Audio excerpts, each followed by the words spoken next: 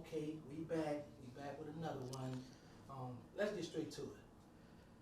We were supposed to do a podcast the night you got arrested. You remember that? Yeah. What happened? Can you give us the rundown on what happened the night you got arrested? I had a warrant out for my arrest. From like a month ago. So there was a warrant issued for my arrest for violating my bond condition. For violating my bond condition. In January, so like, let me look at the date.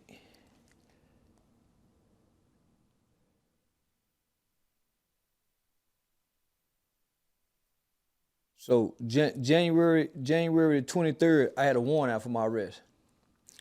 But I had some comedy shows that I had to be at, so I couldn't turn myself in. So I just hung out. You know what I'm saying? Met my obligations for my comedy shows, my already pre-bookings, and then I turned myself in on February the 16th. I don't know if you want to answer this question, but is it true? Yeah, I want to answer anything. Okay, was it true that you had a fight with HustleCartel? I've never met HustleCartel a day before in my life. I've never seen him in person, never before in life. So he claims you flat his tires. I was in jail. Yeah, I was in jail when he claimed I flattened his tires. Okay, what is your take on? And then he also said me and him had a fight in jail. He said he was in jail with me. He also said he put me in jail. But nigga, I had two aggravated for 2 years ago, violated bond condition. That's why I had a no bond. He can't call the police in Dallas County and get me put in jail in Terrance County. He went to jail in Dallas County. I went to jail in Terrance County. Two different jails, 2 different counties, 2 different cities. So yeah, that nigga just been doing a whole bunch of lying. Oh, so really he's just trying to troll, trying to get... Nah, that nigga lying. Nah, there's a difference between trolling and lying. That nigga said he spray painted my house. That nigga said he flew to a comedy show in New Jersey, walking through Atlanta's airport. This one thing I know. If you're gonna go live and say, I'm finna go to Charleston White show, we got the car number he in, and we finna back door through the stage. And then you say, I called the police. You don't get no footage when you get to the city. This is a content creating world. Thanks. All this shit this saying now, he went and spray painted a garage and got that video footage. All these altercations and run-ins with me, you mean to tell me ain't nobody put a phone out? Yeah. Think about that, homie. So now, man, once a hoe go to line and talk, man, no, I don't engage no lying hoe. Yeah, I like a truthful hoe. No, this is a lying. So now, my nigga, this is straight up lying like a real hoe. Man, no, man. So you mean to tell me you done videoed yourself walking through the airport, but when you get to New Jersey, you don't go live at one time? Yeah, we in the hotel for the rundown on the nigga. Now one time? Come on, man. And we all dropping content. Facts. So now, man, so now this say he put me in jail, but nigga, I'm already wanted. And I turn myself in. Say he slapped me or we have a fight and I scratched the back of his hand. So he must have punched me with the back of his hand. Yeah. And you mean to tell me ain't nobody pull out a phone? Man, you lying motherfucker. Shit, nigga. They got Lil Ronnie laying on the ground running from his baby, getting murdered. Somebody go pull that phone out. That's a fact. So don't you shit out that goddamn line. That's why I ignore that whole my ass nigga lying. Now if he go, yeah, nah, this nigga just straight up lying, making up shit. Okay. Now you and Lil Woody, y'all had y'all back and forth. Yeah. Well, I seen where he went to Walmart and got some fake eyes to go in the hood to troll you. What are your thoughts on that? That's that whole spirit in him. Yeah, he got a little hoe in him too. That's why he flip-flop wishy-washy. He straddling the fence. He don't, one day he want to be gangster, one day he want to live for the Lord. Woody got mad, we rekindled our friendship. Talk, text, we rekindled our friendship. So he steady, Woody want to work again. Cause me and that nigga make money together. He want to work again. I got the text message proof. He want to work. Come on, man, let's get the bag again. So I had agreed to it. But I started, so I just sit back and peep him, right? I sit back and peep him. And so I started seeing, he want to live for the Lord, but he too also want to be recognized for the destruction and the harm he done caused. So he don't want that to die down either. So just like he praised the Lord, he still kind of pat himself on the back for the violence and hurting people that he once did. So I text Danza. I text Danza, because me and him was supposed to go do an interview on the Danza project. When I saw that doing that red nigga dance, I said, oh man, this nigga got that, he done exposed his clitoris. Yeah, I got mad at I said, man, this nigga done got with this hoe. Man, this what hoes do, man. Man, you listen, your girl can catch you a woman. And they'll call and talk on the phone and exchange information with each other just to get you out of hurt and pain. Nigga, two women were born together out of hurt and pain to get the truth out of you cheating. That's what hoes do with these two done. So when I seen that bouncing and bunny hopping,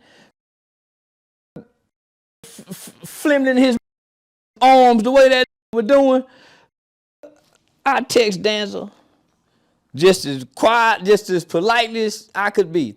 I said, no, I don't want to do the interview with Woody. That's all I said. So I text that to Danza. So he must have called Woody and said, hey, man, Charleston don't want to do the interview with you no more. And Woody's feelings got hurt. Oh, so that's what. Yeah. His feelings got hurt. He was in his feelings. So so he went to jumping online. So I ain't talked about the. I ain't said nothing. Cause I know them need for me to play catch. If they throw the ball at me, say my name, and I catch the ball and throw it back in them, oh, we got a game.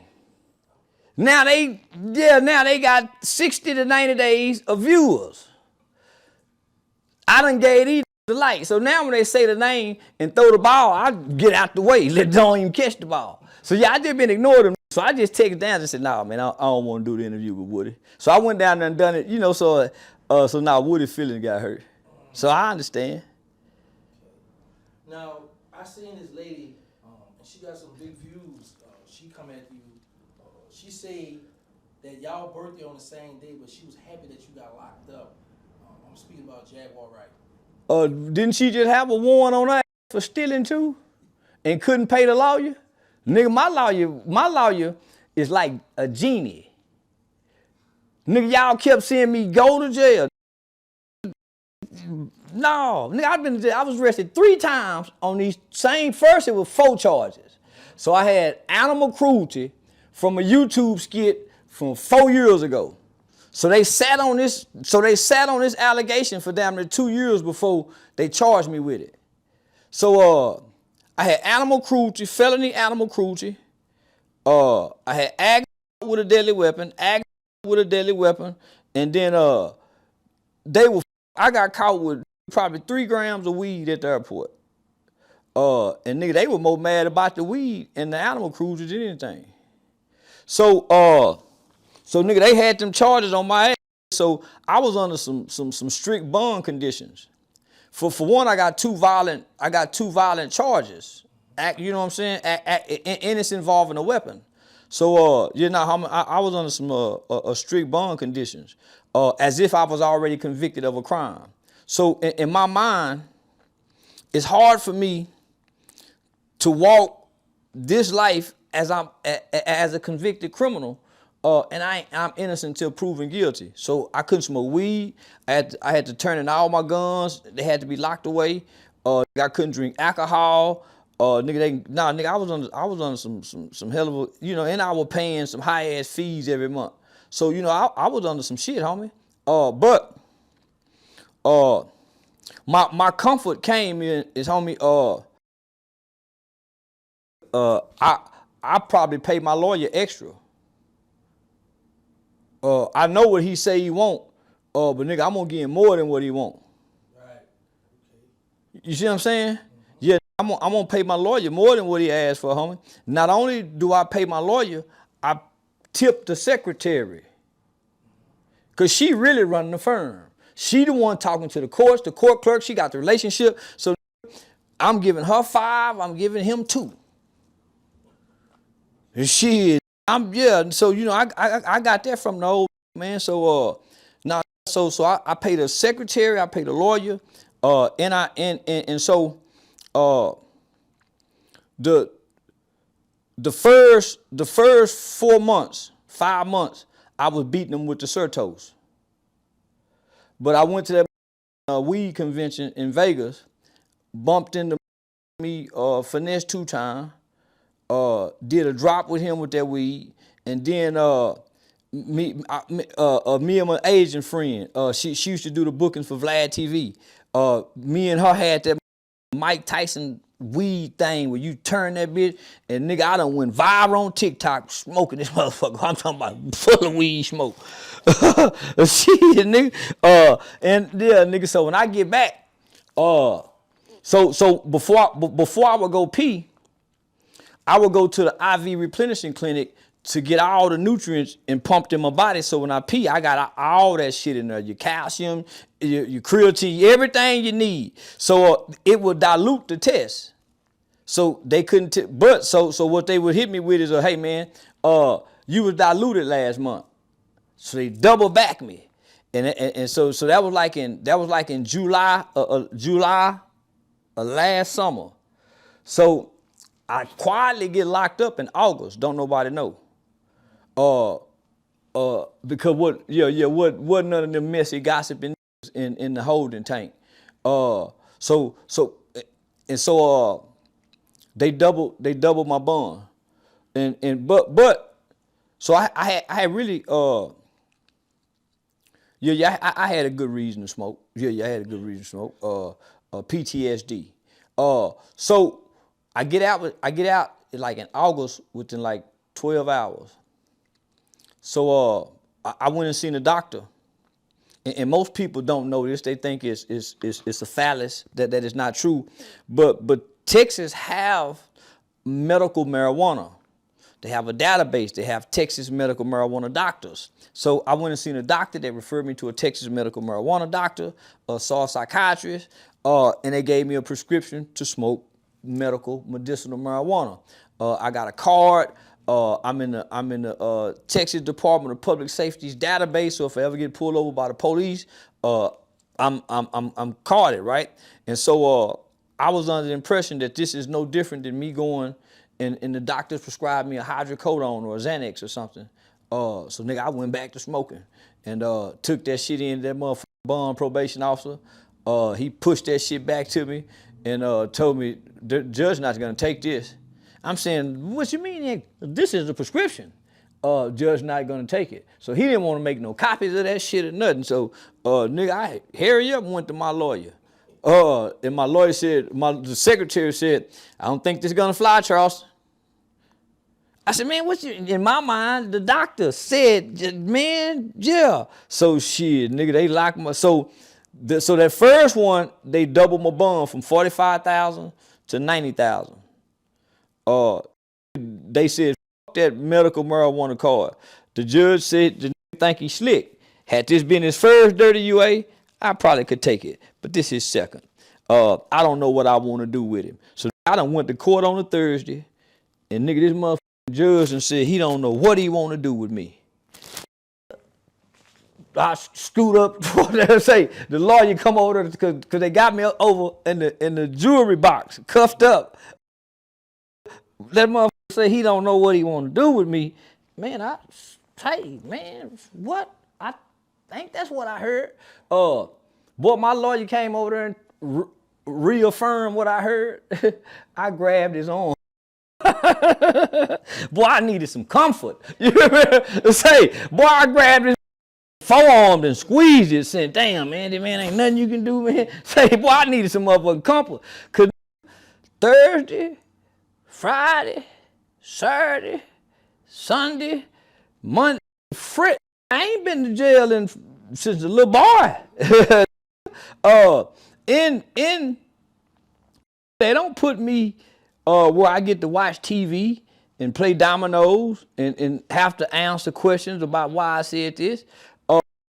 As soon as I hit that booking flow, they grab me and isolate me and treat me like I'm a danger. And I be saying, man, they hiding this for my own safety, man. My safety. Man, say I'd rather be out here fighting than being locked in this motherfucker. I can't get to the phone, or I can't see nobody, I can't talk to nobody. This is a long, grueling 12 to 24 hours of booking. And I'm lonely in this, and they acting like I done something wrong. I'm trying to talk to the guard. Hey man, can I just use the phone? So whatever high-ranking jailer at Terrance County Jail will not let me go in population. And they take me and put me in Lon Evans, 24-hour lockdown, the door don't open. Man, that was the longest days of ever. So from Thursday, Friday, Saturday, Sunday, hope for Monday. The judge still ain't came with no decision on Monday. I'm saying, man, god damn, man. You now spirit starting to break. Yeah, man. Cause I'm saying, man, this motherfucker keep me to a trial date or whatever. But I'm saying, man, over some weed and I got a doctor's prescription. They just wanted to teach me a lesson. So when I got out that time, everybody had been posting these charges like they were some new charges. Probably days after I got out, the prosecutor dropped the animal cruelty charge.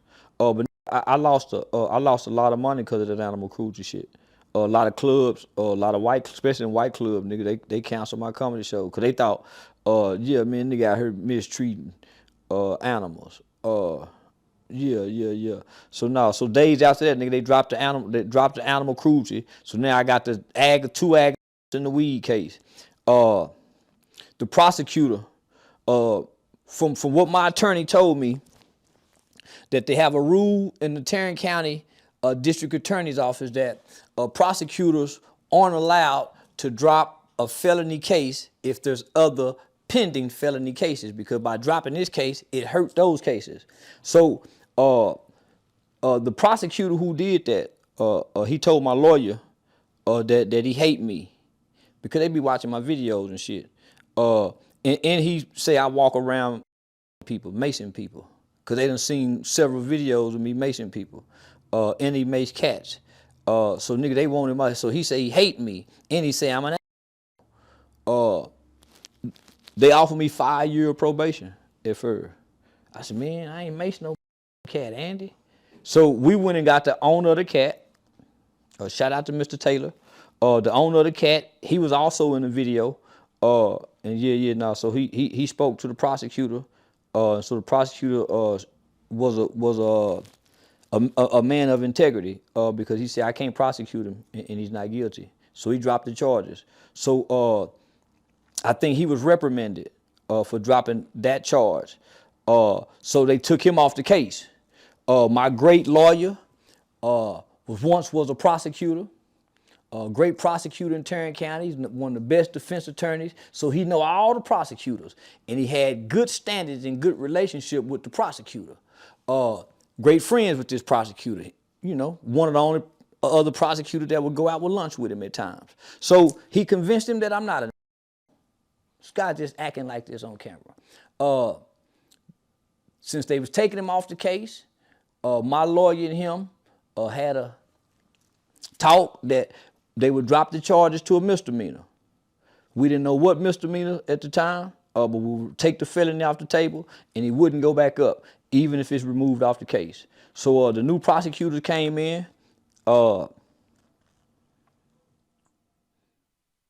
and they dropped it to unlawfully carrying a weapon. and dismiss the weed. Shout out to Andy Platt. Andy Platt.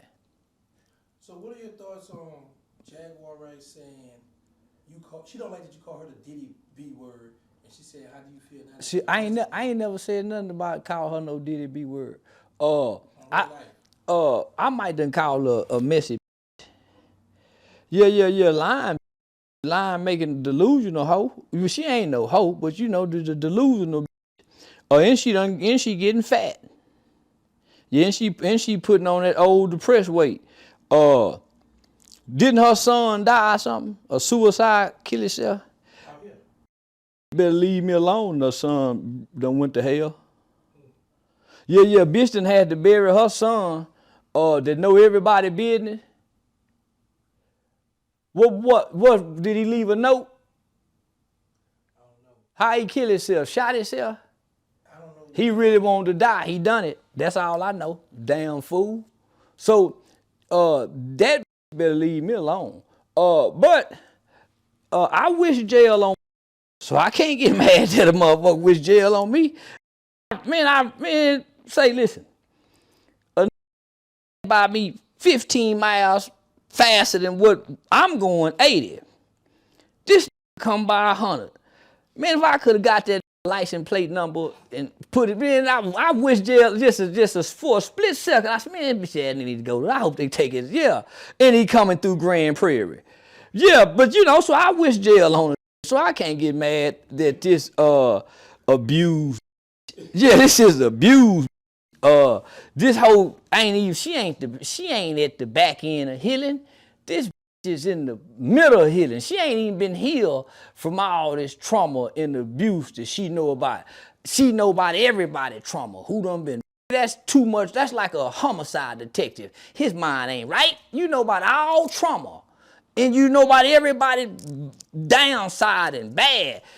She don't speak good about nothing. So I can't get mad at this bitch. That's the bitch sitting in front of the steps. Wino hoe. Yeah, but that hoe had some warrants.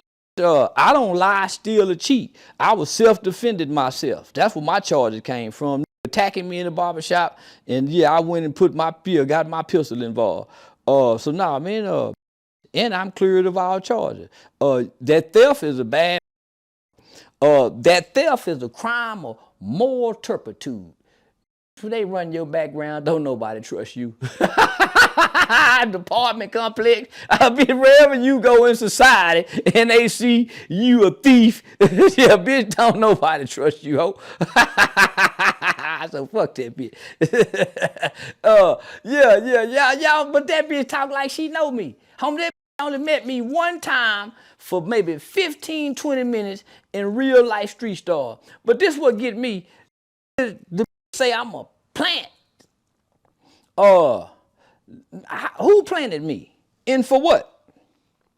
I'm a nigga that came into the game saying I will snitch, I will call the police. How can they use me? I done blew my cover. say, yeah, I done blew my cover. No, think about that. Man, he the FBI. Okay, yeah, I want to be the FBI. I'm gonna brag about it. You listen, I will work hand in hand with the FBI COINTELPRO shit that shut down the black organization. I would help them shut down that who got Fred Hampton. They can make me a hit like him. Now, and it's crazy you say that because Rick Baby was on Lil Jumper and he said that you be treating people, 1 minute you want to be a law-abiding citizen saying you hate when blacks kill blacks, but on the other hand, you talk about killing blacks. I talk about killing niggas, that street niggas and gangsters who talk about hurting me. I don't talk about killing black. I talk about self-defense killing one of you in the name of the law. You know, the George Zimmerman kind of killing. Yeah, nigga, yeah, the George Zimmerman kind of killing. That's the one I want. So now, nigga, I don't talk about hurting black, good working, standing black people. It's you crab ass niggas and you slob ass niggas and you sissified ass niggas. Yeah, you tough ass. But what I did hear him say is Charleston in jail and the game guard done got him. Ain't no game God. That's why it worked out in my favor. Ain't no game God. It's crazy you say that because they'll say that you the police, you the snitch, but then he came back and said that he was stopped by the police. He said your name, and the police said, "Oh, we hate Charleston out here in Fort Worth." He done filed 70 complaints on him. I done brought down some high ranking. I'm a bad with the police department.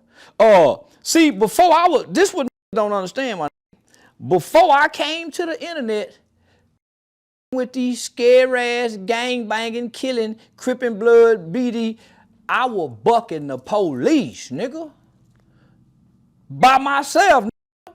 I was bucking. Not only that, I would bust up into the headquarters acting the fool. I would clown the police. I would put any police that engaged me, job would be on the line. Because they up, homie. They brought me in. And they had me in their bosoms. So I was meeting with Deputy Chief Dean, Chief George Fitzgerald. I was deciding how many police they would put on the east side. They brought me in and they needed me as a political tool because they needed something to counter this new progressive movement that was called Black Lives Matter movement. So they brought me into their bosoms. I'm talking about white, redneck, cowboy, racist white boy. They love me. And it was a mixed breed nigga, mixed breed brother out of Philadelphia, Chief George Fitzgerald. Tough nigga, tough yellow with green eyes. So they trained me, homie. And what they were training the police in this thing called procedural justice. So they had just had the Baltimore and Ferguson riots.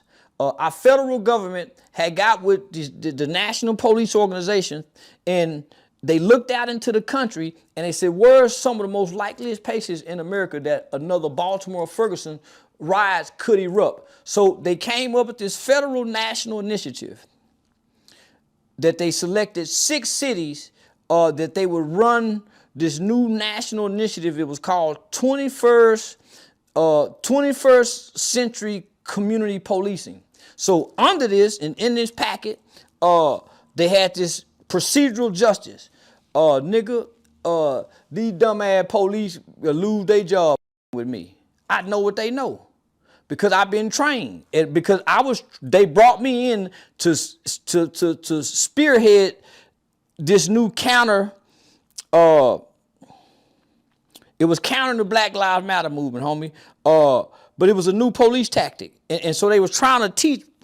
They was trying to soften up the badge, homie, and bring more diverse teachings. Bring back beat cops and that's why you see police doing more community shit. So they was trying to change the culture, but nigga, that old police vanguard ain't with it. But nigga, they used me, and I bought into the procedural justice. So nigga, I'm getting the black people to buy into it because it was a great concept. So there was a high-ranking police officer that got killed, and my homeboy's son killed him. Dacian Steptoe killed Officer Garrett Hull. Officer Garrett Hull was a leader of the SWAT. He was a bad. They called him Rambo. 3 tours in Iraq, 18. He was a big bad motherfucker. Police icon. My homeboy son, Dacian Steptoe, was a little old bitty nigga like me that fired one shot and killed Officer Garrett Hull. They subdued Dacian. They didn't have to have a shootout. So they was able to put handcuffs on him. But they executed him. Once you put handcuffs on him, you are bound by law to take him into jail. You kick his ass, but they executed him, homie. I'm very close with his mother and his stepfather. So I'm in my feelings. How they treated the mother. They didn't let him view the body. So I'm in my motherfucking feelings. So I went rogue. Yeah, I went rogue on him, homie. I flipped the script. My gun license certificate was signed by Sheriff Bill Wayburn, the sheriff of the county. So I was working with Rick Van Houten, the president of the Fort Worth Police Officers, Carolyn Gilmore. Homie, I was working with some high-ranking. I infiltrated the police department, but I done it with good intentions. Because I had met with Councilwoman Gina Bivens, and I was seeing where to go in the city to get the grants, to get the funding, the partnerships to make a youth organization or community organization credible within the city, that the city recognized this. So, homie, I went where everybody told me to go. That build a strong black organization within the city, from the Black Chamber of Commerce. So I followed everybody's instructions. But nigga, they didn't know I was paying attention. Yeah, I was paying attention. And I was asking questions. So I was stealing information by asking questions. So I met with Gina Bivens, and it was a rainy day, me, her, and Pops. We met in City Hall. And she said, Charleston, I'm the city councilwoman. I do this, I do this. She said, all of the funding that comes into the black community to help your little league footballs, your nonprofit, it goes through your police department under an umbrella called public safety. So your police department have a big budget, and this is in every city in America. Your police department got a big old budget. LAPD got $1 billion budget. That's a military budget. So your local police department got funding, whether that's parks and recreation, the Boys and Girls Club, all that funneled through your public safety, gang intervention, gang prevention, after schools. So that's where all the funding is. That's why you see your pastors who have a 501c3, a nonprofit organization. That's why you see most black pastors buddy with the local police departments. They're going to find out they're going to tell you, okay, apply for this grant. They're going to let you know when the grant, they're going to make sure you get the grants. They're going to make sure you get your Walmart sponsorship, because you look good in the public's eye. You partner with the police department. So once she gave me that game, that's what made me go over there to the police department. At the time, it was mostly white boys. And they had just brought in Fort Worth's first black police chief, guy by the name of Chief Joel Fitzgerald. So it was tension in the police in the department. You got Black Lives Matter shit happening. The Jackie Craig situation happened. So it's tension, not just in the community against the police department, within the police department. So nigga, here I come along,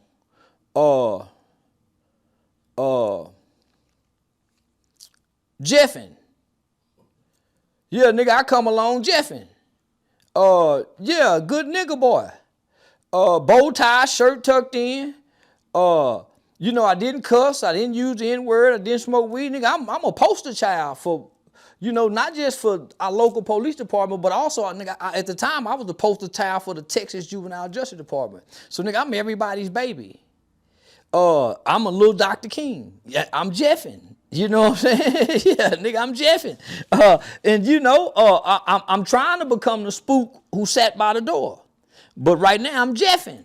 So when I buddy with the police department, man, niggas start saying, man, that nigga the police, man, nigga snitching. But ain't nobody going to jail. I'm getting niggas out of jail. I'm getting niggas out of jail, homie. I'm getting niggas suspended license cleared and reinstated. Nah, nigga, I'm, you know, so, one day, some shot up a 93-year-old woman's house on the south side on Hattie Street. They was looking for Big Pun. Now, Big Pun is a street who mama worked for the sheriff department. They shooting up Big Pun mama house next door, but they shoot up the lady, the 93-year-old woman house by mistake, thinking it's Big Pun house. And they could easily caught Big Pun out in the streets. So, nigga, when I read about that, I called my gang unit buddies and said, man, I want to go over there and help repair a house. I'm doing all this shit broke. And so once I saw how many bullet holes came through her house, homie, and man, it's old. Yeah, she's 93 years old, homie. She could never have, in her mind, dreamed that when she moved into that house in that community, that one day she would have military bullets whistling past her head while she lay in the bed. So I started attacking the street elements of the community. So that's where the you street nigga, nigga, I call the police on you, hoe ass nigga. Matter of fact, I know where the dope house is. So I started using that tactic. At first it was out of anger, and disdain. But then nigga, I noticed niggas started really getting scared. So when I realized, and I got this from the internet, homie. When I realized is really scared of the police. Really, they really scared of a motherfucker. Say, I'm finna call the police. It damn near, yeah. Now some bad say, nigga, I don't give a about you calling the police, but most motherfuckers you go trying to move away. Say 911, most motherfuckers trying to get in the car and go. When I realized I'm really scared of the police, I started psychologically using that to extort the. Yeah, nigga, I know y'all selling them bitch ass fentanyl pills over there in that school zone, nigga. They don't know who I'm talking to. Yeah, they don't know who I'm talking to when I'm saying that. Yeah, bitch ass, y'all got that motherfucking drink over there. So I'm just saying some shit. And then I start saying, yeah, you niggas seeing I'm having these backpack supply school giveaways out here, and you better start dropping shit off. Them niggas start dropping shit off. And that concept had came from, homie, had just reread the Black Panther Party book, what's that, the 5-Point Principles. Had just read that book when you know Huey P. Newton break down how you go connect in any community. Feed, clothe, and educate.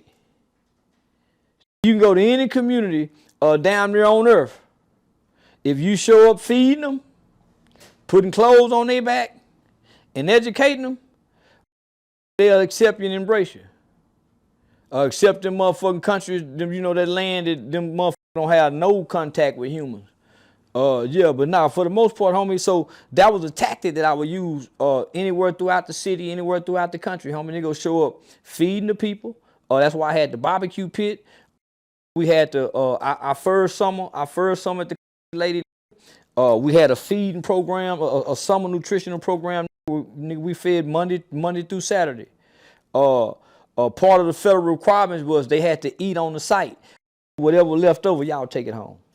And then the grown folks started eating. So, homie, my frustration. So the internet became my outlet. The internet became my punching bag. The internet became my gym because it was my outlet. And they had just created the live button. Yeah, that was my outlet, homie. So when I got through working in the community, the things that I seen, you know, yeah, you hoe ass laying up on the woman house all day long. Nigga done walk the kids home. You laying on the couch and the woman at work. And the kid got a knock on the door. Nigga, ain't no food in the house. You done drunk up all the milk on a Saturday. So, you know, hearing them kind of stories. Little coming to the lady, it's 8 o'clock in the morning on Saturday. What you doing? Mr. Charleston, I'm trying to see if you got some work. Well, if a nigga say that, I know he hungry.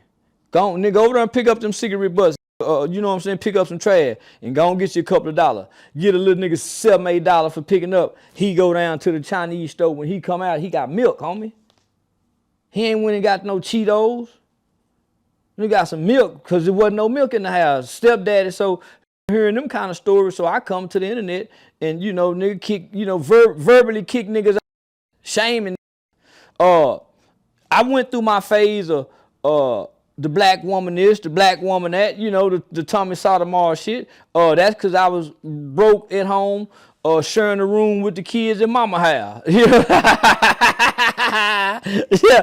Yeah. Mama fussing at the kid. Yeah, I might, yeah. So now, so I went through the, you know, that phase of the internet, you know, so, but nigga, I was going to college. As I was learning the internet, I was going to college too, homie. So, this shit just didn't happen overnight.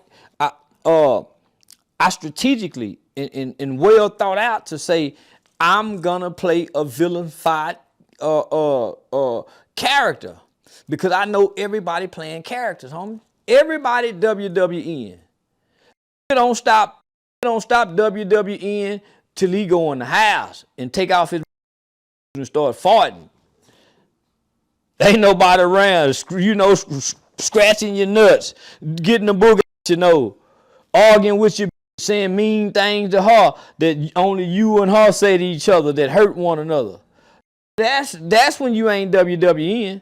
And even then you got a WWE for your woman, for the kids.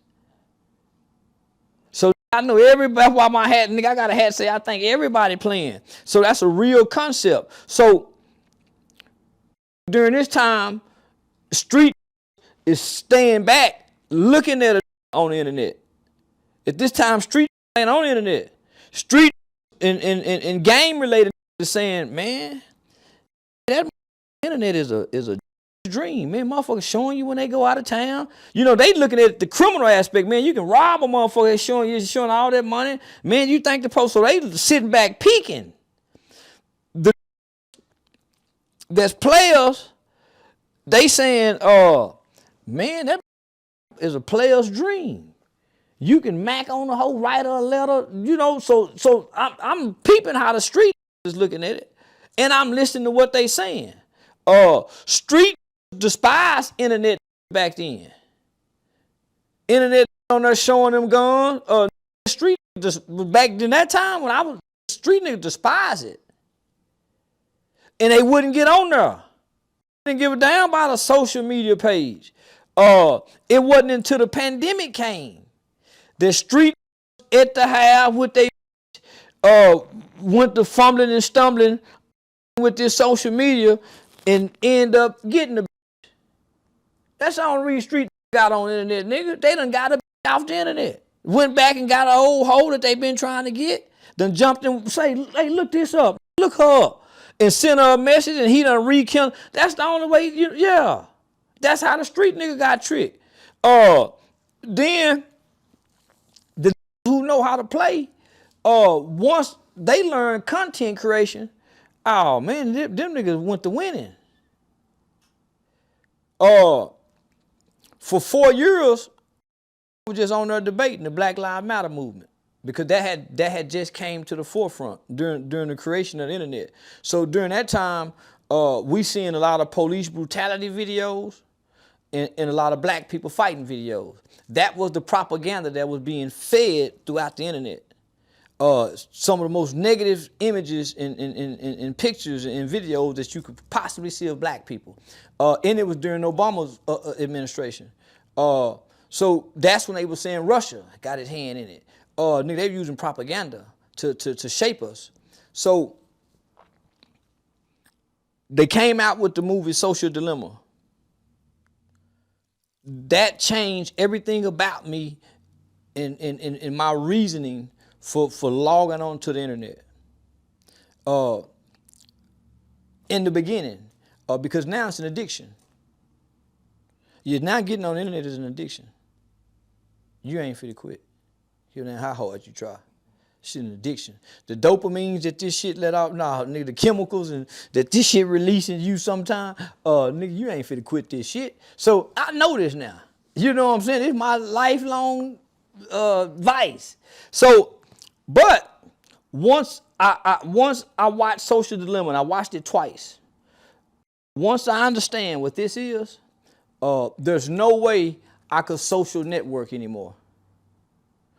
Arguing with them. Fuck, I used to write paragraphs.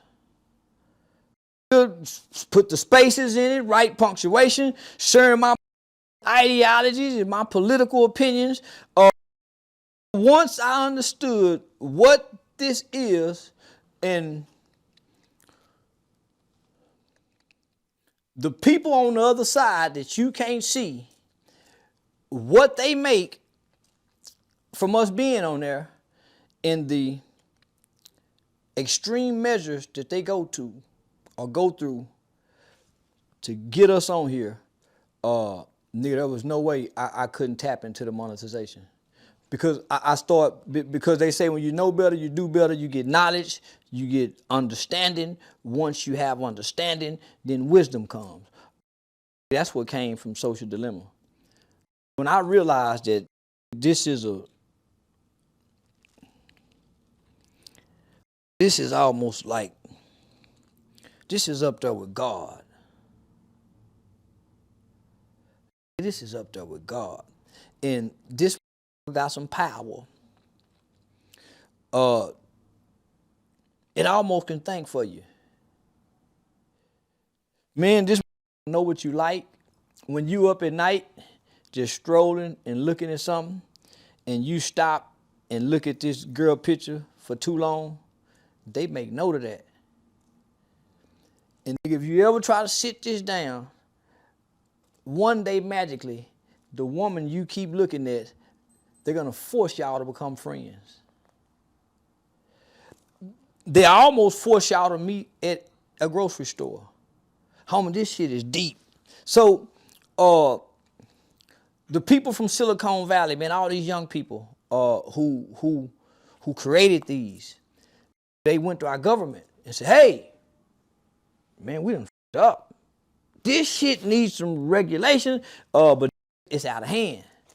So I'm not on here to argue with my feelings. When I got the word content creation, this is about content. I don't give a who I said. Man, you said this. I said it online. It's content.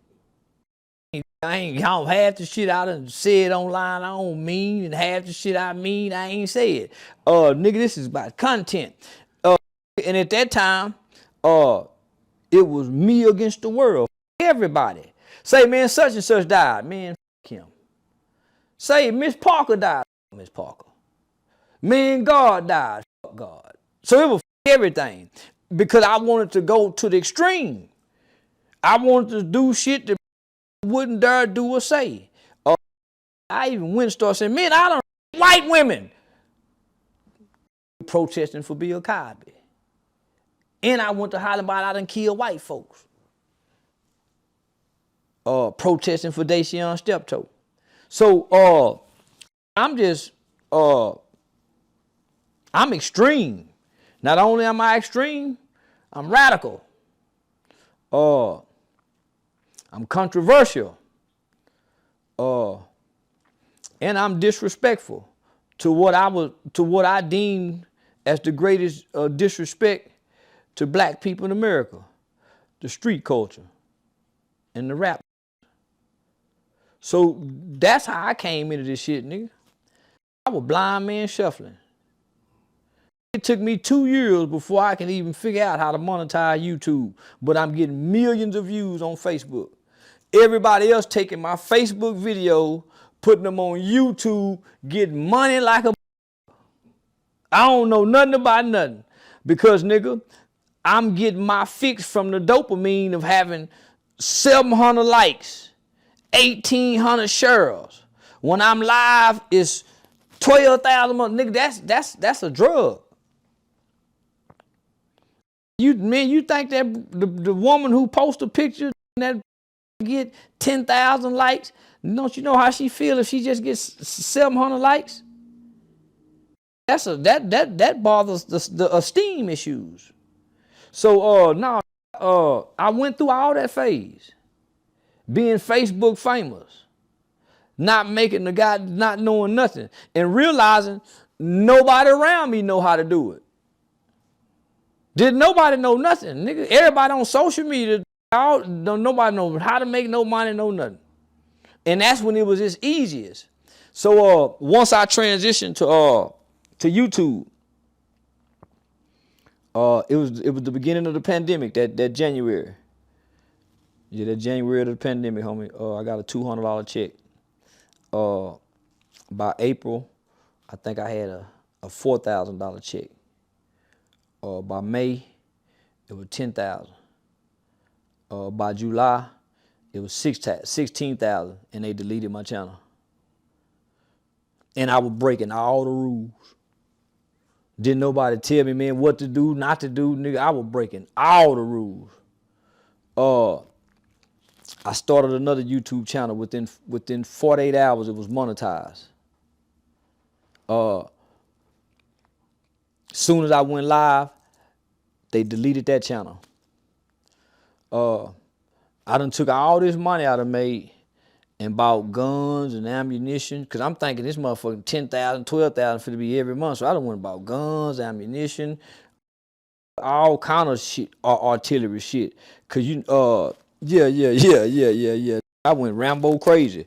So me and my Robert Hockley, CEO Hockley, I was depressed. Done lost all this goddamn money arguing with these goddamn Asians. I done got into it with China Mac. I done made Houston news for my Asian hate spew. I done spewed some hate to the Asian communities. They done canceled my comedy show. Boy, I was depressed. Thinking I would fit have to go back to borrow money from the wife. No, nigga, I was depressed. So my nigga say, one thing you know, you got a following. So that's how we created the website, the www.therealcharlestonwhite.com, and started selling merch. Nigga, me and him went half on building the website and everything. Started selling merch. Shit, nigga, them first month, the merch did good, and the merch still do good. So that became residual. Started trying to figure out a way to I didn't want to be like Bosco 100, Nina Boy, JoJo Capone, Queens Flip, who else? A whole bunch of them, homie. A whole bunch. I didn't want to get stuck on the internet. A lot of things, every day they gotta wake up and rely on this. And you know, YouTube can play with your numbers. They can make it, you know what I'm saying? So I wanted to be able to take this following and see if I can make it transition into reality. So a lot of people have tried to done it. Vlad done tried to take his following, his millions of followers, and come do a podcast. He couldn't do it. They wouldn't follow him. DJ Academics done it. They tried to come sell out an arena, motherfucker empty. So I was watching. I said, man, I don't want to be like these niggas stuck for years hollering at this motherfucking YouTube channel. And I can't make these same people who I'm asking to like, share, subscribe, and who cash apping me, giving me getting you the super chat money. You mean to tell me if I came to their city, they wouldn't buy a ticket? If I got my own website, they wouldn't, because if I sell my t-shirts off YouTube, Teespring, they get down to 50% of my money. If they send me some money through YouTube, YouTube gets 50% of $100. Can I get them to, so homie, that became my focus. So that's what made me try comedy. And what made me try comedy is because I was in that YouTube studio often. The YouTube studio, your best friend if you got a YouTube channel. So I was in a YouTube studio, homie, paying attention to the analytical data. Not just looking at the numbers, but looking at the comments. It's a different when you look on YouTube, but it's a way big different when you go to the studio and look at it. So, nigga, consistently people kept saying, man, you need to try to do comedy. You need to try to do comedy. You need to try to do comedy. So, nigga, my fan base spoke that to me and gave me that direction. Because, nigga, I ain't know what, you know, nigga, I ain't know try to get in a movie. I ain't know how to transition from being on here, because this was starting to really supersede what I do in real life. The shit that I was starting to say on the internet started becoming so polarizing, it started superseding what I did in real life. So I had to figure out a way to separate this internet character from the real man, because they think the internet character is the real man. So now I got to create a character to put on stage, and that's where the Rat William funny come from. So let me ask you this. So I want to make sure we're on the same page. The word squabble. Squabble means if you want to fight somebody, right? Yeah. Squabble, arguing. Yeah. It's an altercation. Okay. The reason why I'm saying that because I seen where Brick Baby and 607 Unc was on a podcast. Brick Baby brought up that White 100 wanted to fight him, and somebody used the word squabble. 607 Unc said, well, in St. Louis, squabble means suck a man's penis. So he said, I want to see you in wax squabble. So I look at that is very disrespectful, being as though Brick Baby is an active 60. What are your take on him telling him, no, swap mean this, and I want to see y'all swap? He probably didn't catch it. He called it because he said, man, wow, you tripping out. Brick Baby told him that. He called, he explained. I think 607 Unc is a punk. His mannerisms and his demeanor. And don't he paint his nails or something? He got him black. Yeah.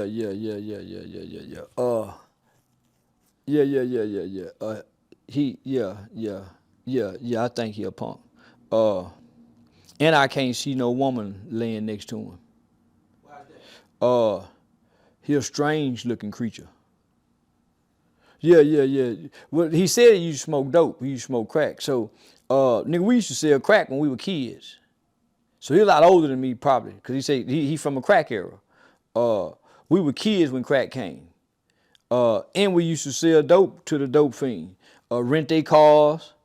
They went their wives. I know a dope fiend when I see one, man.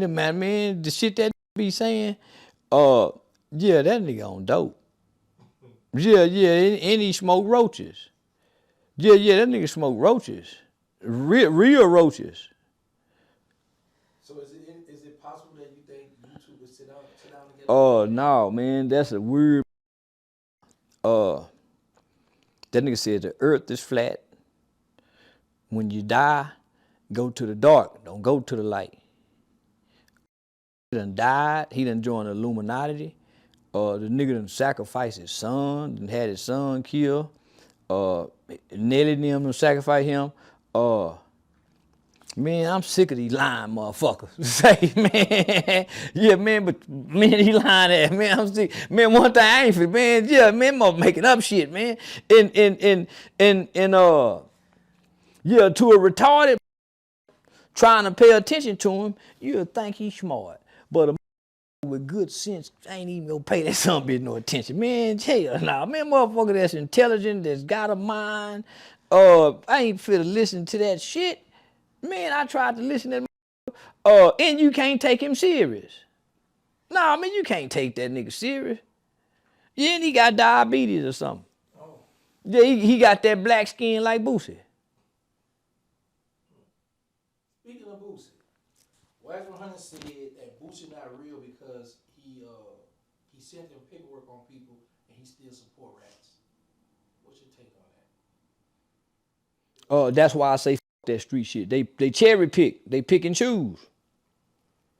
Man.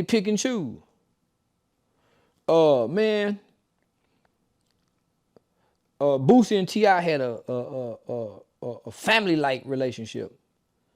His son and his son were buddies. And they had like a family-like relationship.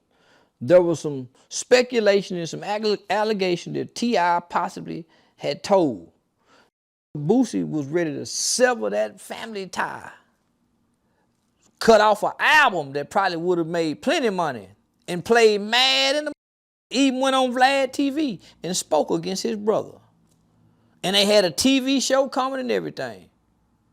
Then when Rollo come home, Rollo was trying to show Boosie, look at my paperwork. Boosie's standing on such a G code. I ain't know. Rollo had to run down on him and down there force him. Make Fam Goon them, make him sit down and look at this nigga. Yeah, man. So, now all of a sudden, he turn the other cheek. So that's why I say, man, fuck that street shit. Fuck that street shit, man. Ain't no rules. Fuck them rules, nigga. Just know what come with what you doing. But nigga, fuck them rules. I also saw where Rainwater spoke. He said that the rats are winning on the internet, and he named Gunna a lot of names, and he mentioned your name. What are your thoughts on Rainwater? I ain't no rat, nigga. I ain't told on nobody. It ain't now. Listen, you can go down the list. From Young Thug to Cuffy, it's It's some in jail say, hey, man, this is told on me and put me here. It ain't one holler from a jailhouse say, man, I'm in here because of Charleston. It ain't no charges. Nigga, I ain't committing the crime where you got to tell on it. I don't commit them kind of crimes. And I'm a law-abiding citizen. I report crime. I will tell. I will press charges. And I report to the Crime Stoppers secretly and anonymously with a good tip. And won't even try to get the money. You know how the motherfucker try to get the reward money after they get the conviction? I just get a tip for free. Nigga, I don't even want the money.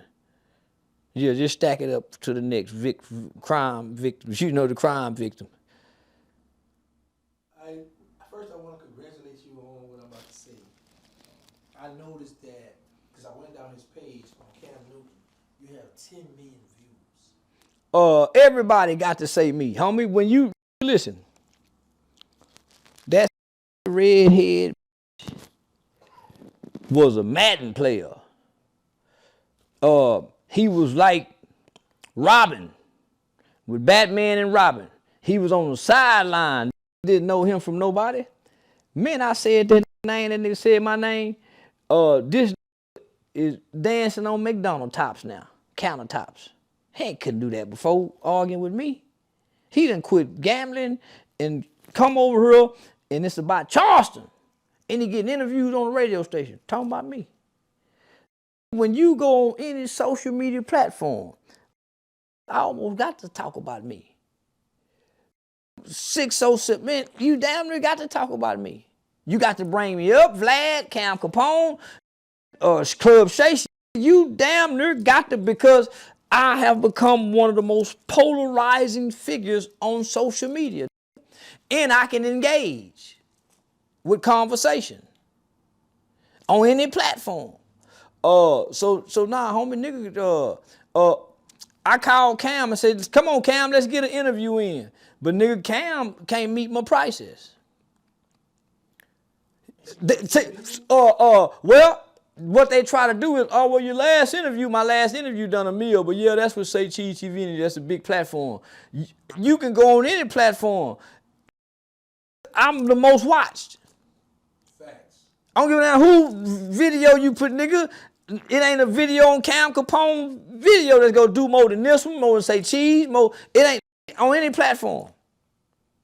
So, you know, him and No Jumper try to say, oh man, y'all ain't doing these numbers organically with just me talking.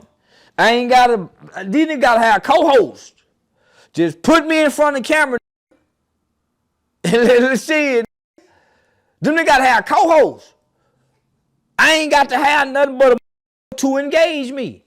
And however you engage me, we might have a masterpiece every time, consistently. And this has been for years. So, man, he want me over there. He tried to get me, but nigga, that little old $3,000-$4,000, and he go make within 6 months. Come on, homie.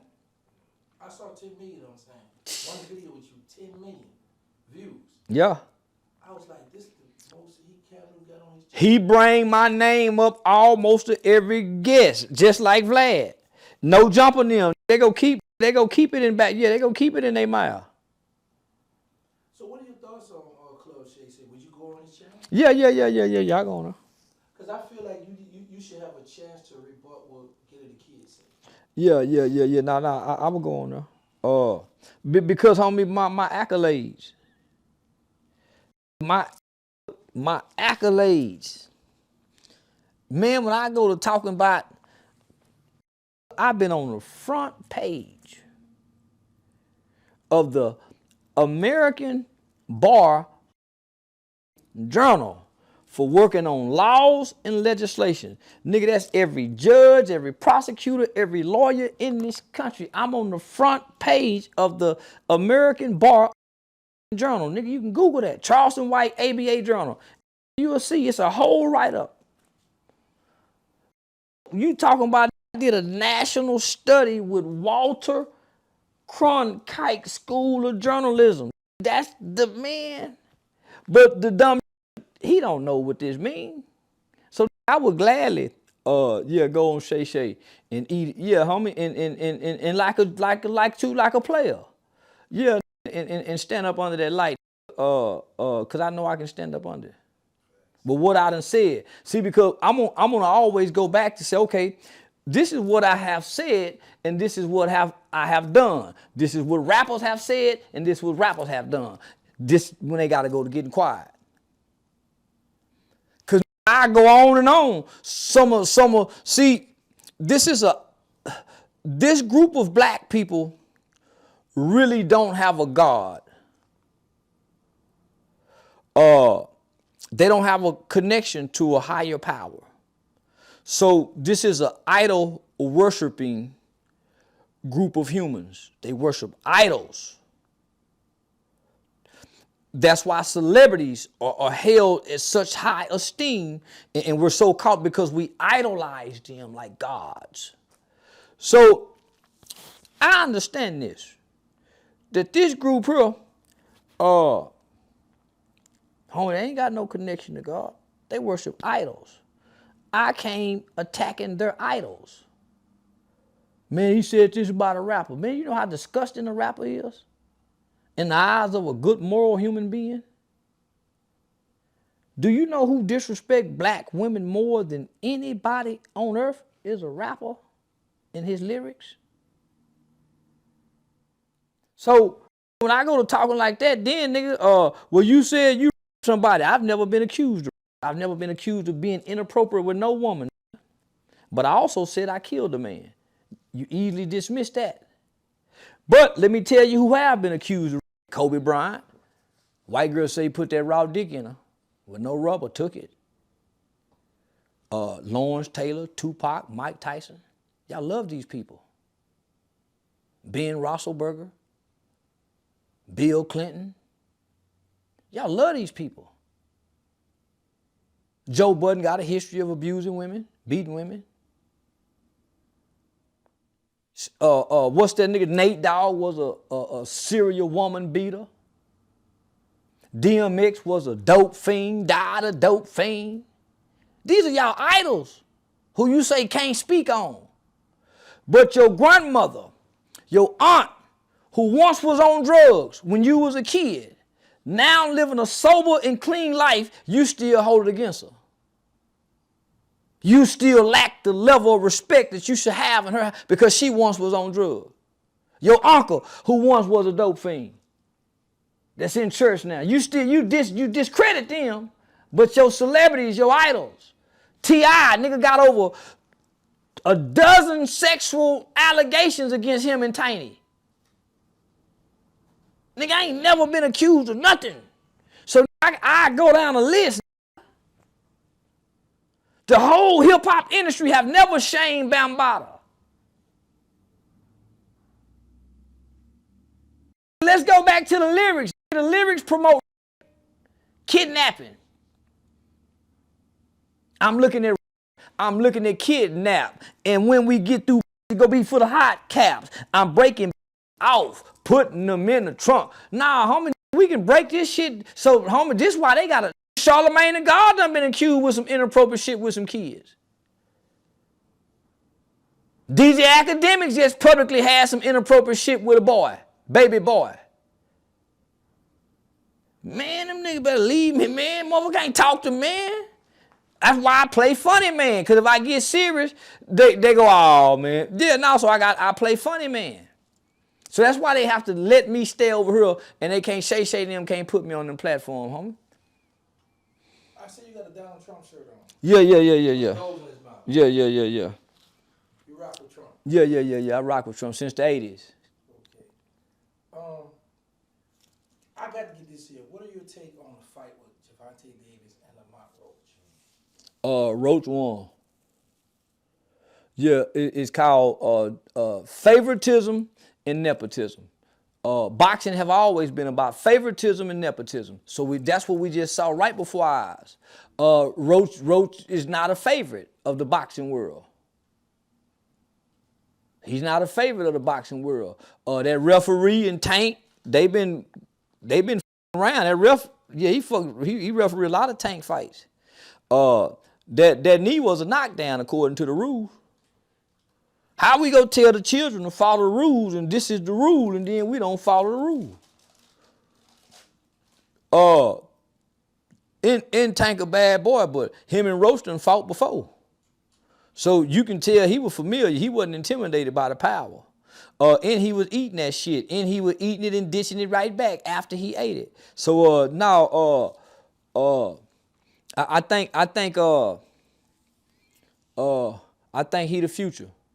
Tank on his way out. Tank ready to retire. Yeah, Tank ready to retire. So would you like to see a rematch with Roach and Tank? Yeah, most definitely. Yeah, Tank gotta give him a rematch.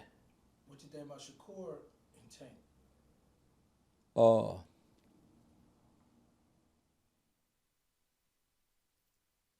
After what I seen with Roach, Shakur might get him. Yeah, nah, homie, we seen a different kind of Tank. Yeah. Nah, we seen a different kind of Tank, nigga. And he was getting hit more. Yeah. You know, he don't mind getting hit. He'll take a punch. But nigga, he was getting rocked. And he was looking at the ref crying a bunch.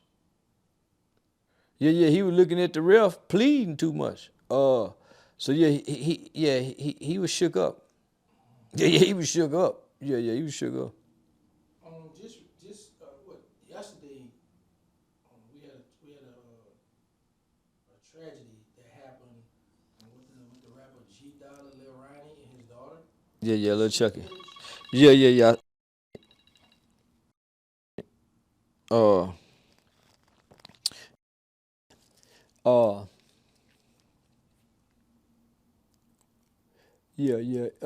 It left me speechless.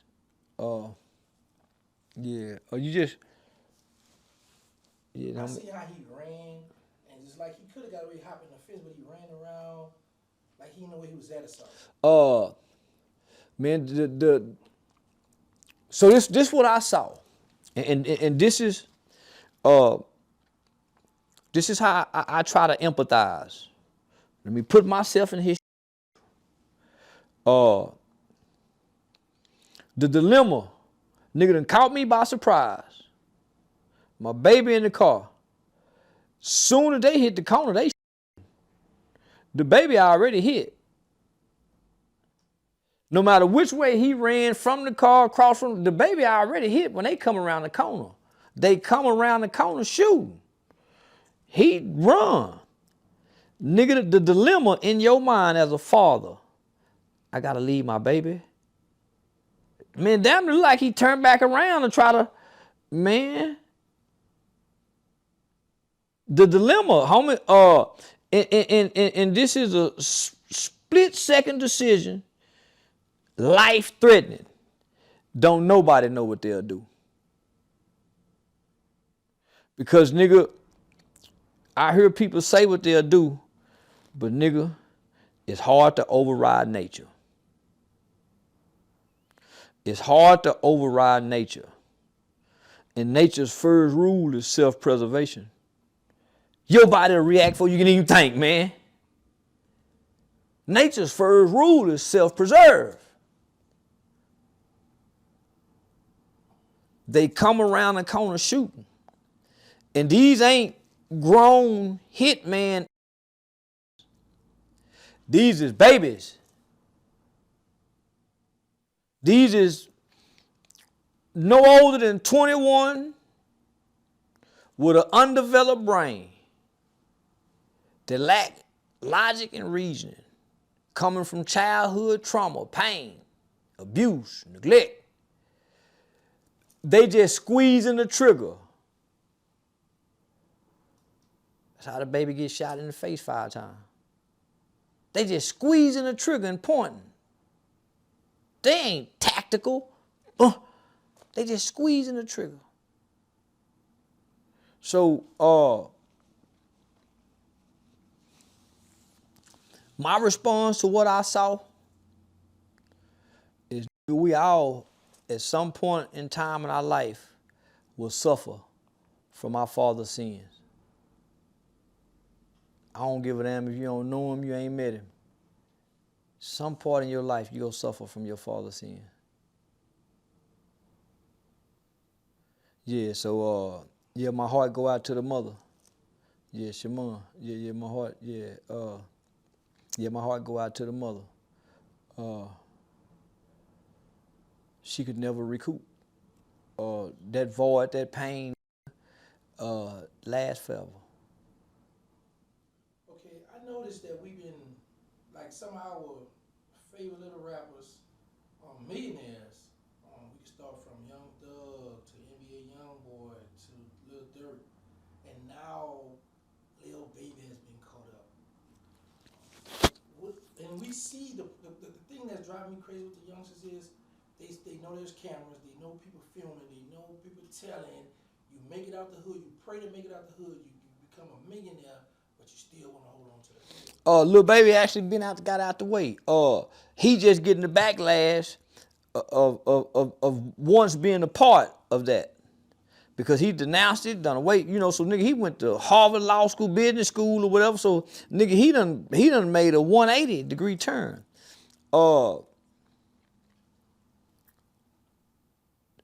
According to his lawyers, the Atlanta Police Department, whatever that jurisdiction is, they wrong for saying he's responsible for it. He have no ties to the people that did the shooting, except that we all from this area. And we once claimed, so I think he gonna be all right. Yeah. I think he gonna be all right. So just one of them things where they just inconveniencing him now. It's like the same thing when Mo3 them killed Half Hick at the club. When Mo3 them had to shoot themselves out the club. Nigga, you coming in for questioning. Yeah, now, don't you go too far. We might want to talk to you later. So, yeah, of course that's, and then, once your local police department have a press conference and a news conference, and allude to this, the best thing for you and your attorneys to do is to go in and just, clear this up. Just recently, 50 Cent did a video. Did you see it? Yeah. Yeah, Charleston White, right? Yeah. What was your thought on that? G-Unit been with me for a minute. So them niggas call me all the time, homie. And yeah, they call me all the time. So normally he don't respond. Yeah, normally Phil, I done said a few things. Yeah, but he here, but normally he don't respond. So yeah, I appreciate you, my nigga. Yeah, I appreciate you. But he ain't no street damn near billionaire. Once you leave the streets and you stay out the streets so long and you go back, you ain't no street no more, nigga. That little old time away, your skills and your intuition, nigga, you finna get swallowed up. If you got to come out playing gorilla. And even then, once you step away from the streets, you ain't that it no more. And I think that's the concept most street so-called gangsters, they still think they can claim the fame of being no, nigga, you ain't that no more. Yeah, nigga, you ain't that no more. And I don't give a damn how many you kill. You Henry that drive the lift at Amazon. Yeah, the hog the ESPN's television in the morning. Nigga, you ain't the same. Yeah, you ain't. So 50 ain't no street.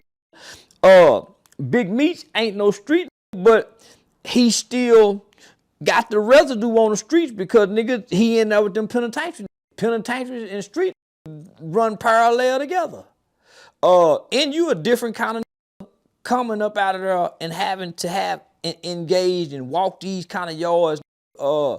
Yeah, so nigga, he more close to the streets than 50 is. So his level of understanding is nothing like ours. Nigga, he can't understand what the fuck going on. And he want to get gangster probably. But he don't know what to do, homie. Nigga, he ain't even out the halfway house good. Nigga, in his mind, think about this. In his mind, homie, he a certified that done walked his walk. According to the BMF series, and shot it out. He solidified himself. When he went to the feds, they were happy to see him. Street. So you mean to tell me I done stood tall through it all, no blemish.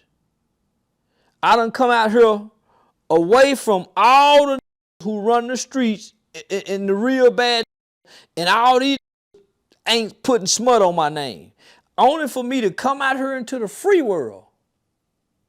And nigga, the free world put smut on my name, and I'm a real, and they treat me like I'm a weenie. Man, can you imagine, right, man? Say, man, they treat me like I'm a weenie. I'm meat, man. So I can only imagine, homie. Yeah, nigga, that's how I be when I go to jail. I can't believe they treat me like this here, man. I'm gonna treat me like I'm a regular.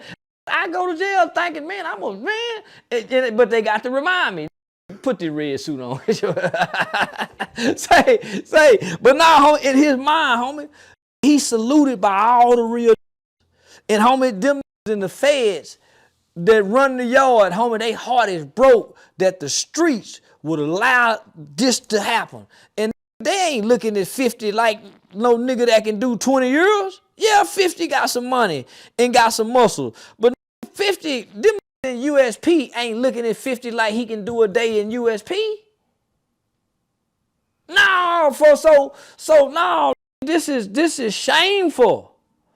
Homie, this is hurtful. Man, real come home and get done like this.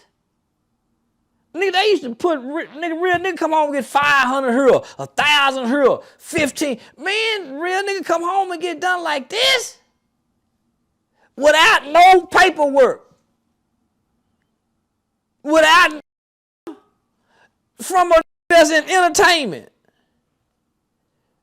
He treat me like I'm a weenie. Hard for me to sleep at nighttime. That's why that mustache, that beard is thin. They can't grow no full bird and they treating him like this. Stress, huh? Man, shit. Nigga, you fit out to cut them braids another year this here. So do you think 50 should put the pictures taken aside and still do the rest of the series?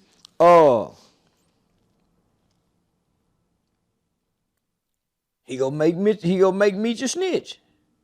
In the movie? Yeah, man, man. But Meech might feel like my legacy, but I need the money, so I ain't man,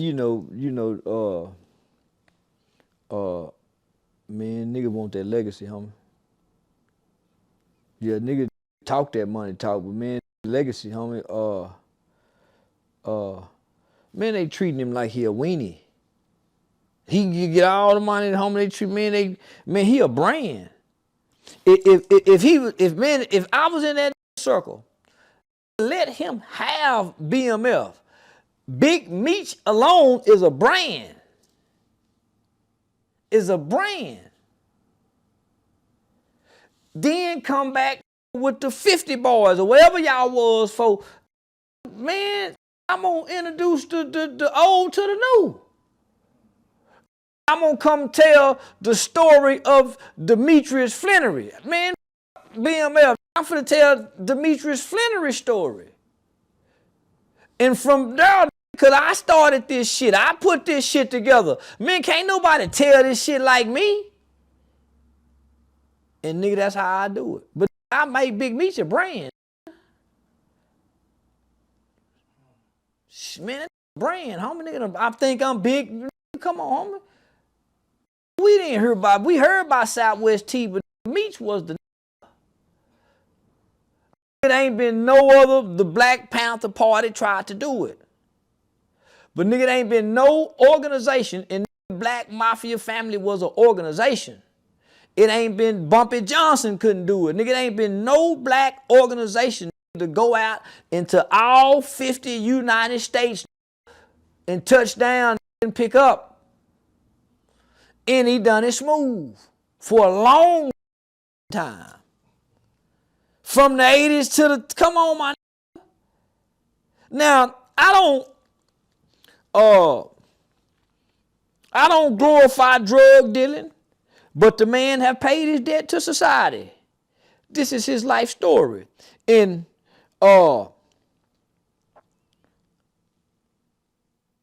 you gotta salute his business savvy to be able to come from where he come from and done what he did. And not only that, homie, he brought it together. He didn't divide. Yeah, he brought it together. And not only that, he stimulated the economy during his reign. Everybody tell you that. He helped stimulate Atlanta's economy. Just recently, Lil Meech was on his phone or whatever, on live or whatever, with Rick Ross and Floyd Mayweather, 2 of 50 ops.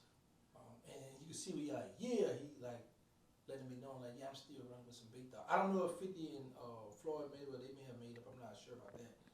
But I know that it was at odds at one time. So what do you take on Big Little Meech showing like 50, I ain't tripping, I'm with your ops now?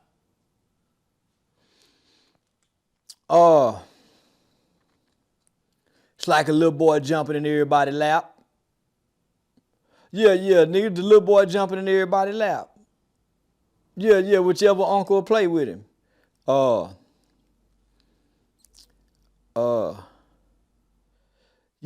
that wasn't a good look.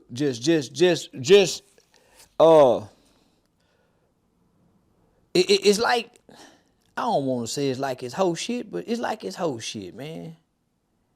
You don't like me, man, like some whole shit.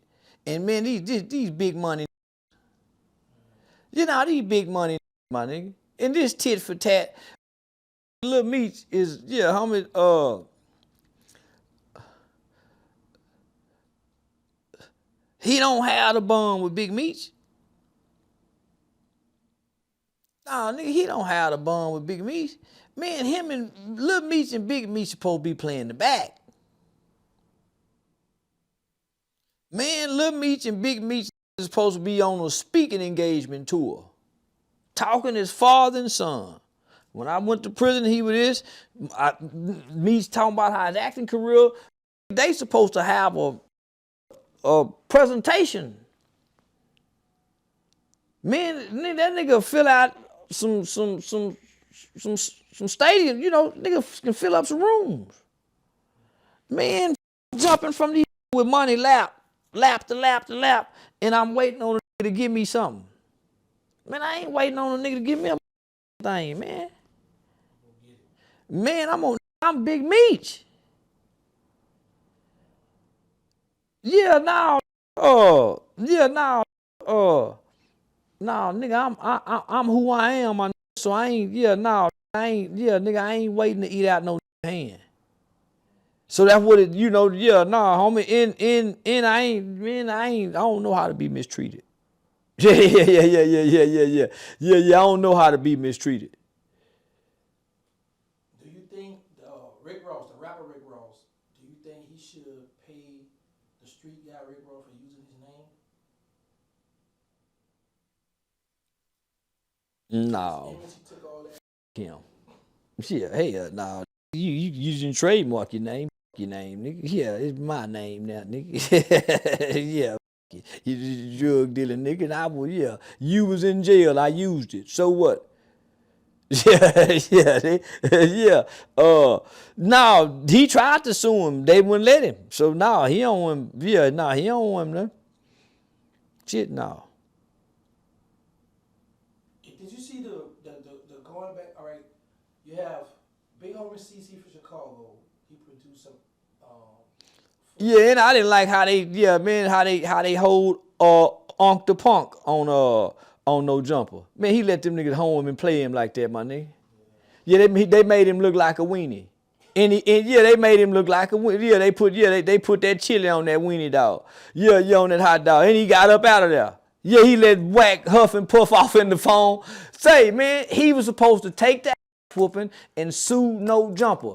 Don't he know Leonard about to get ready to do another scene with Jason Love? He finna let Jason fuck her again. They finna get a bag. Man, he supposed to let Whack come up there and touch him. Yeah, man, and sue. Who is Leonard? That boy White. Oh. Nah, he let them, yeah, man, hey, when I saw that, I said, nah, he ain't the kind of unk like me. Oh. Yeah, nah, nigga, you supposed to, I already know you going up there in this hostile fire up there. And you went up there, yeah, you turned into a lap dog. Yeah, you turned into a lap dog. Now you hollering on Blood, on Crip, on Pyru. Now you everything. Yeah, man, they done scared you. Yeah. Say, he got up out of there and Whack say he on his way up there. Well, what happened was, because Loose Cannon said that, all right, him and Brick Baby was real tight. He invited Brick Baby out to Fort War. Brick Baby slept at his house. 607? Yeah. But I wish I could catch Brick Baby out here. Yeah, he be over at 607 house. I wish I could catch that nigga out here. Brick Baby the one who made the phone call to Loose Cannon and tell him he here. So Brick Baby got ready to leave, and he said, well, he peeped the plate, and he left. But Brick Baby said Brick Baby's daughter ready, so he said he got by the daughter, so they tried to pull up and bring him a move. He had his daughter? Brick Baby brought his daughter there, his own daughter, right? Yeah. So 607 on said he peeped the play when Brick was trying to leave early. He's like, I'm here to do the podcast with you. Why you leaving so fast? So he said when he come out, like, what a baby. So he said he saw Brick Baby, and when stood by his daughters, he said if they come shooting, he's gonna shield with the baby. But Loose Cannon came out and said that Brick Baby dropped the little 607 said he was gonna shield with the baby? Yeah, he was gonna shield Brick Baby for setting him up. He just talking. He ain't that goddamn bad. Yeah. Say, boy, say the goddamn thing. Boy, funky pearl lips will say any motherfucking thing. That nigga wasn't gonna do that, man. Man, niggas done watched too many goddamn movies. Man, and he already know they wasn't gonna come in there shooting. He don't pose no threat like that where they gonna come in there shooting. They gonna come kick his ass. They gonna kick him off in his ass. Yeah. Fatten them pink lips up. Them motherfucking burn up pink lip. Yeah, they go fatten them motherfucking soup coolers. He got it. I said, oh man, he got that. If nothing else on camera, he's supposed to play tough. Play tough all the way to the end. You done got loud and hollered at. Yeah, man. Yeah, Brick Baby a cream puff. Oh, all right, so can you let us, before we get out of here, can you let us know, like, your next, like, you got any shows coming out? Yeah, man, I got a bunch of shows. I'm coming to Evansville, Indiana, South Carolina. I got Philly coming up. Right now, we #1 on Tubi with the Wrong Address movie. Yeah, I got another movie coming out, man. I got another movie coming out, produced by Honey Daniels, Alex Stone daughter, starring Charleston White, Amaretta. I think they come out in August. It's called We Out Here. So yeah, I play a real serious role this time. But a real player like little nigga though. So it's a good movie called We Out Here, man. Shout out to producer Honey Daniels. I think they putting together. So I got my tour going on right now. So I think I'm finna start touring with my man Calamar White, Agent Ratliff. Yeah. With the Occupational Diversity Affairs group. Yeah. So me and him finna go on tour to do comedy together. Shit, man, keep locking in with the Game Related Podcast. Keep coming over here with Terrance Gangsta Williams, Say Cheese TV, The Dancer. Me and Antoine Daniels locking back in. Me and Aiden Ross. So yeah, man. Yeah, big things on the horizons. Yeah, and I'm clear and free of all charges, baby. Yeah. A lot of people happy when you got arrested. Some people like they were happy you didn't have no ball or nothing. Like, do you have a special message you want to get it in? Man, these high ass lawyers is like genies. Yeah. You know, I follow laws. It's hard for me to follow rules, and I was just breaking the rules of the bond conditions. And I was gonna take it to trial. So once they dropped that animal cruelty, that was my leverage. Yeah, that was my leverage. So again, man, shout out to Andrew Platt. So Andrew Platt is the attorney that represents. yeah, it's my attorney. Yeah, it's my. No, he is Jewish brother. Yeah, white. Yeah, do MMA, play soccer, all that. Former prosecutor. So you always want to get unless you got just a super bad attorney. When you dealing locally and you don't have you don't have a high powered lawyer, always look for the ones that got the prosecutor background. Cause nigga, in the court system, when you go to court, every month you go to court, the judge and the prosecutors and the chief prosecutors, the bailiffs, all them on the same team down there. They really buddies. They talk to each other every morning. This is what they do every morning when you're not here. Your lawyer just come in and boom, boom, boom, boom, boom. But your judge and your prosecutor, that bailiff, that court clerk, they colleagues. Go to lunch, talk about each other kids. So nigga, based on your lawyer's relationship in your county, nigga, that's who winning and losing. It ain't what you know, it's who you know. All of them know the law. All of them know the law. So I got my lawyer, he just, we might get a new prosecutor. They change prosecutors every 6 months? It's just little stuff that your lawyer, homie. And for the most part, when you go meet your attorney, put on your best dressed clothes and come with your best behavior.